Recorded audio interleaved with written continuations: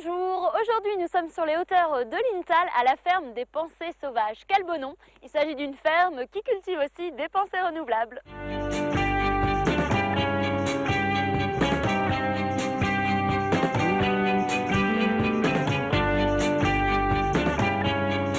Franz, bonjour. Depuis plus de 20 ans, vous produisez du Münster bio. Pourquoi le choix de l'agriculture biodynamique ? C'est quelque chose qui est étrange parce qu'aujourd'hui on pourrait plutôt se poser la question pourquoi tout le monde ne fait pas de bio. Si on regarde un petit peu les attentes des consommateurs aujourd'hui, c'est ce qu'ils demandent. Et vous, à l'époque, il y a 20 ans, qu'est-ce qui vous a poussé à vous lancer dans la biodynamie ?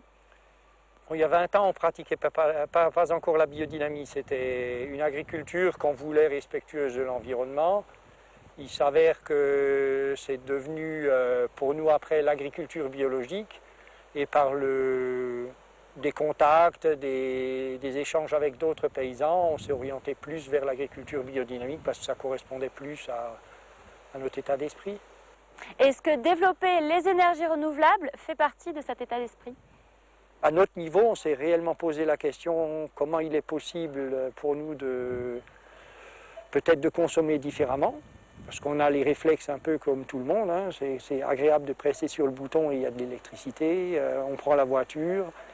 Donc c'était déjà d'essayer de voir comment on peut consommer différemment et après d'essayer d'apprivoiser les éléments qui nous entourent pour essayer d'en tirer éventuellement quelques ressources. On a déposé un projet d'éolienne sur la colline juste à côté pour faire quelque chose avec ce vent qui nous entoure. Nous avons monté une installation photovoltaïque l'année dernière. C'est pareil, on est plein sud, ça aurait été dommage de ne pas l'utiliser. Et combien d'électricité produit cette installation ? Pour nous, elle produit 4 fois la consommation de la ferme.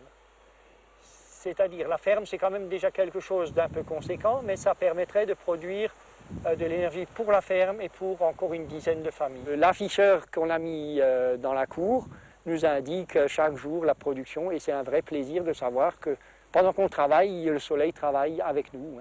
En période de défrichage, vous avez décidé de ne plus laisser partir en fumée les bois à valeur non commerciale. Qu'est-ce que vous en faites ? Déjà, donc, on les met en tas.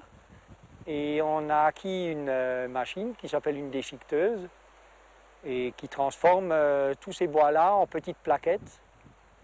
Et ces plaquettes, après, peuvent être utilisées à la fois comme matériau pour le chauffage, pour la couverture du sol dans le jardin, en mulch ou alors en bois raméal fragmenté.